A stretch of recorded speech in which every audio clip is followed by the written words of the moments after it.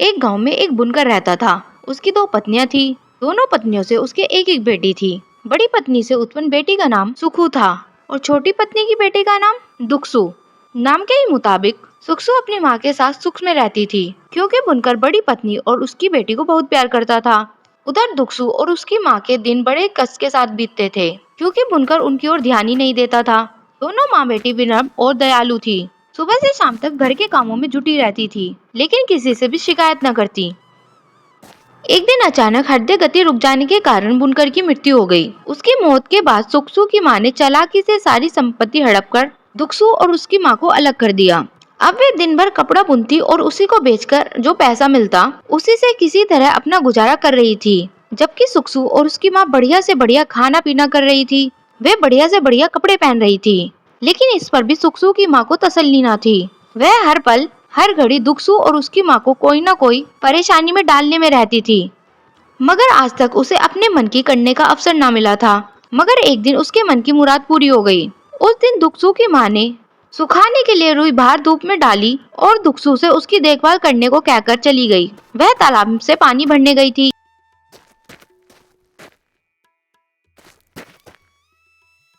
अचानक हवा का तेज झोंका आया और सारी रुई उड़ाकर ले गया। दुखसु ने लाख बटोरने की कोशिश की, लेकिन सफल ना हुई। आखिरकार वह हारकर रोने लगी। उसे रोता देखकर वायुदेव पर उसको तरस आ गया। वे साक्षात प्रकट हुए और उसे दिलासा देते हुए बोले, तुम मेरे पीछे पीछे आओ, मैं तुम्हें तुम्हारी रुई दिलवा दूंगा। दुखी दुखसु को रास्ते में एक गाय मिली।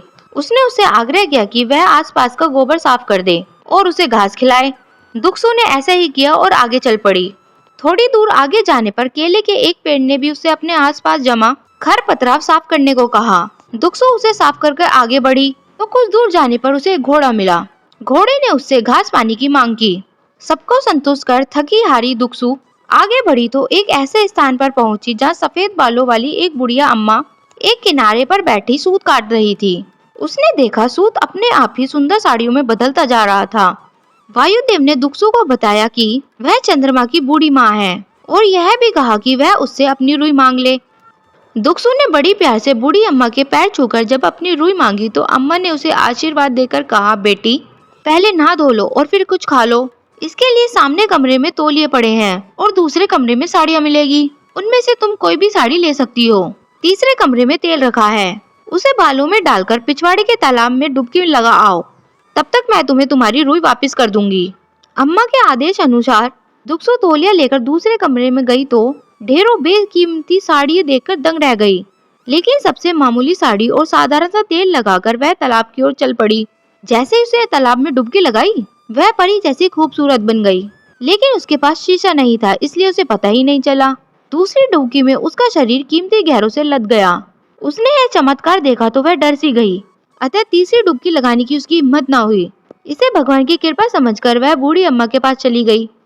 बूढ़ी के आदेश पर दुखसु जब भोजन कक्ष में पहुंची तो वहाँ तरह तरह के व्यंजन सजे थे, लेकिन बिना लालच के उसने साधारण भोजन से पेट भरा। बूढ़ी अम्मा ने दुखसु के सिर पर हाथ फेरते हुए कहा, जाओ बेटी, चौथे कमरे में रुई के डब्बे रखे हैं, तुम जिसे चाहो ले जा सकती हो। दुखसु कमरे में गई और अपनी हैसियत के अनुसार सबसे छोटा डब्बा उठाकर वह बूढ़ी अम्मा के पास पहुंची और आशीर्वाद लेकर अपने घर की ओर चल पड़ी। रास्ते में घोड़े ने उसे उपहार स्वरूप सोने की असरफिया से भरा घड़ा दिया। केले के पेड़ ने सोने के केलों का गुच्छा दिया। गाय ने भी उसे एक ऐसी बच्चिया दी जो किसी भी समय दूध दे सकती थी। इतने उपहारों के साथ दुखसु जल्द से जल्द अपने घर पहुंचना चाहती थी, क्योंकि वह जानती थी कि उसके बिना उसकी माँ बहुत दुखी रही होगी। कुछ ही देर बाद दुखसु अपने घर पहुंची और घर जाकर अपनी माँ को पुकारा। जैसे ही माँ ने दुखसु की आवाज सुनी तो वह दौड़ी दौड़ी उसके पास आई, लेकिन उसके बदले हुए रूप को देखकर सकपका गई। दुखसु ने जब अपनी माँ को पूरी कहानी सुनाई तो उसने इसे भगवान की कृपा मानकर धन्यवाद दिया। दुखसु की माँ ने सुखसु की माँ से बड़े प्यार से उपहार बांट लेने को कहा, लेकिन अंदर ही अंदर जलन के कारण उसने उसे लेने से इनकार कर दिया। वहाँ से अपमानित होकर जब दुखसु और उसकी माँ घर आए तो उन्होंने रात में रुई का डब्बा खोला। डब्बा खोलते ही एक सुंदर सा राजकुमार बाहर निकला, जिसने दुखसु के साथ विवाह कर लिया। वे तीनों सुख से रहने लगे। उधर ईर्ष्यालु सुखसु की माँ ने सुखसु को भी बूढ़ी अम्मा के पास भेजने की योजना बनाई और वैसे ही बाहर रुई सुखाने के लिए डाल दी। वायुदेव ने उसकी भी रुई उड़ाई और बाद में सुखसु को भी अपने पीछे आने को कहा। सुखसु तेजी से उनके साथ पीछे चल पड़ी। रास्ते में गाय, केले के वृक्ष और घोड़े आदि ने सुकसू से भी वही वैसा करने को कहा, लेकिन वह सबको धुतकारते हुए आगे बढ़ गई थी।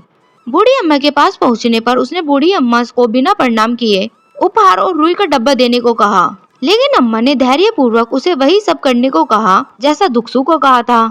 साड़ी वाले कमरे में पहुंचकर सुकसू सबसे पहले कीमती साड़ी और खुशबू का तेल लगाकर बालों में डालकर एक बड़ा सा दर्पण लेकर तालाब में डुबकियां लगाने चली गई। उसने आंखें मूंदकर फटाफट 3-4 डुबकियां लगा ली, लेकिन यह क्या, जैसे ही सुकसू ने अपना रूप निहारने के लिए अपनी आंखें खोली और दर्पण देखा तो अपनी शक्ल देखकर वह डरकर चिल्ला पड़ी।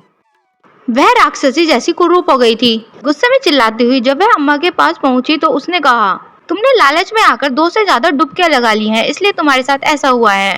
फिर अम्मा ने उसे इस घटना को भूलने को कहा और उसे भोजन वाले कक्ष में भेज दिया। वहाँ भी अपने लालचीपन के कारण सुकसू ने स्वादिष्ट स्वादिष्ट भोजन खाए। रुई के डिब्बे वाले कमरे में पहुंचकर उसने देख परख कर सबसे बड़ा डिब्बा उठाया और अम्मा को बिना प्रणाम किए ही बड़बड़ाती चली गई। रास्ते में घोड़े ने सुकसू को लात मारी और केले के पेड़ ने कच्चे केले का गुच्छा उसके सर पर फेंक दिया। जैसे तैसे बचते बचते सुकसू जब रोते रोते घर पहुंची तो उसकी माँ ने उसका कुरूप देखकर उसको पहचानने से इनकार कर दिया। जब उसने सारी कहानी बताई तो दुखी माँ ने उसे अपना भाग्य मान लिया, लेकिन अभी भी एक उम्मीद बची थी। वह थी वह बड़ा सा रुई का डब्बा। लालची माँ ने उसे सलाह दी कि वह रात को अकेले में उस डब्बे को खोले। रात होने पर उसने सुकसू को कमरे में अकेला छोड़ दिया और दरवाजा बाहर से बंद कर दूसरे कमरे में जाकर सो गई। उसे पूरा विश्वास था कि जब वह सुबह उठेगी तो सुकसू एक सुंदर राजकुमार के साथ दिखेगी, मगर दूसरे दिन वह इंतजार ही करती रही कि उसकी बेटी एक सुंदर से राजकुमार के साथ बाहर निकलेगी। लेकिन जब बड़ी देर तक दरवाजा नहीं खोला तो उसने जोर जोर से दरवाजा पीटना शुरू कर दिया। अंत में हिम्मत हारकर उसने दरवाजा खोला तो जोर से चीख पड़ी।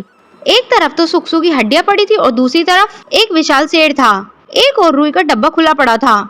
सुकसू की माँ को अपने किए की सजा मिल गई थी, लेकिन अब उसके पास रोने के सिवा कोई चारा नहीं था। इसलिए कहा गया है कि बुराई का नतीजा बुरा ही होता है। तो दोस्तों, इस कहानी से हमें शिक्षा मिलती है, हमें कभी भी दूसरों को देखकर ईर्ष्या नहीं करनी चाहिए, न ही उनसे किसी प्रकार का भेदभाव करना चाहिए। अगर भगवान हमसे खुश हैं तो सब खुश हैं हमसे।